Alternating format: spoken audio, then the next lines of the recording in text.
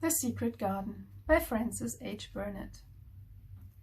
Mary Lennox, a lonely and unwanted orphan, arrives from India to live with her grumpy uncle in Yorkshire. Left to herself, there is little to do apart from explore the huge gloomy house called Misselthwaite and its surroundings, until, one sunny morning, she stumbles across a secret garden, hidden behind ivy-clad walls. Mary felt lonelier than ever.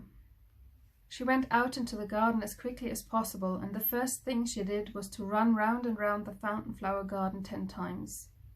She counted the times carefully, and when she had finished, she felt in better spirits. The sunshine made the whole place look different. The high, deep blue sky arched over Misselthwaite as well as over the moor, and she kept lifting her face and looking up into it, trying to imagine what it would be like to lie down on one of the little snow-white clouds and float about. She went into the first kitchen garden and found Ben Weatherstaff working there with 2 other gardeners. The change in the weather seemed to have done him good. He spoke to her of his own accord. "Springtime's a-comin'," he said. "Can't you smell it?" Mary sniffed and thought she could. "I smell something nice and fresh and damp," she said. "That's the good rich earth," he answered, digging away. "It's in a good humour making ready to grow things. It's glad when plenty time comes.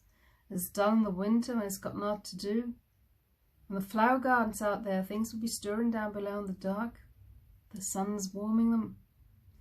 You'll see bits of green spikes sticking out of the black earth after a bit." "What will they be?" asked Mary. "Crocuses and snowdrops and daffodillies. Hast thou never seen them?" "No. Everything is hot and wet and green after the rains in India," said Mary. "And I think things grow up in a night." "These won't grow up in a night," said Weatherstaff. "You'll have to wait for them.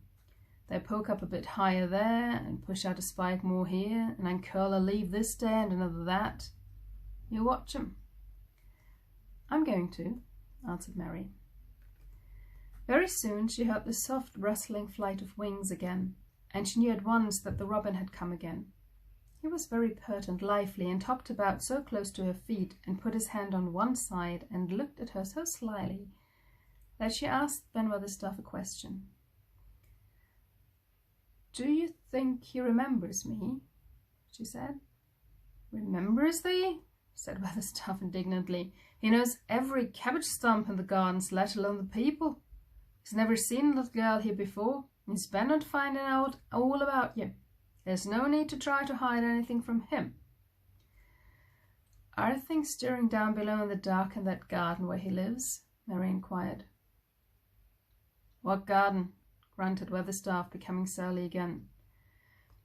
"The one where the old rose trees are," she could not help asking, because she wanted so much to know. "Are all the flowers dead, or do some of them come again in the summer? Are there ever any roses?" "Ask him," said Ben Weatherstaff, hunching his shoulders towards the robin. "He's the only one as knows. No one else has seen inside it for 10 years. 10 years was a long time, Mary thought. She had been born 10 years ago. She walked away, slowly thinking. She had begun to like the garden, just as she had begun to like the robin and Dickon and Martha's mother. She was beginning to like Martha too. That seemed a good many people to like, when you were not used to liking. She thought of the robin as one of the people. She went to her walk outside the long ivy-covered wall, over which she could see the treetops, and the second time she walked up and down, the most interesting and exciting thing happened to her, and it was all through Ben Weatherstaff's robin.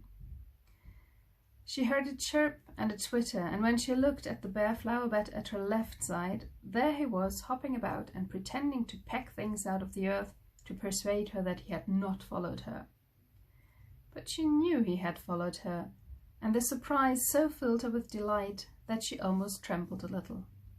"You do remember me," she cried out. "You do! You are prettier than anything else in the world."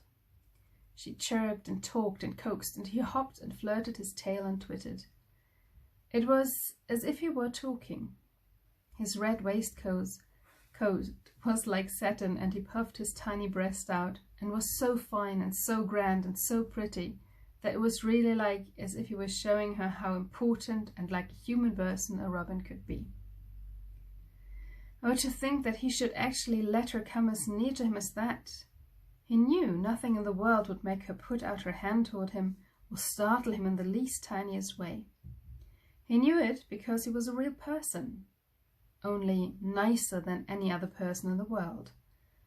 She was so happy that she scarcely dared to breathe.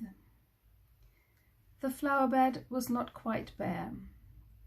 It was bare of flowers because the perennial plants had been cut down for the winter rest, but there were tall shrubs and low ones which grew together at the back of the bed, and as the robin hopped about under them, she saw him hop over a small pile of freshly turned up earth. He stopped on it to look for a worm. The earth had been turned up because a dog had been trying to dig up a mole, and he had scratched quite a deep hole. Mary looked at it, not really knowing why the hole was there, and as she looked she saw something almost buried in the newly turned soil. It was something like a ring of rusty iron or brass, and when the robin flew up into a tree nearby, she put out her hand and picked the ring up. It was more than a ring, however. It was an old key which looked as if it had been buried a long time ago.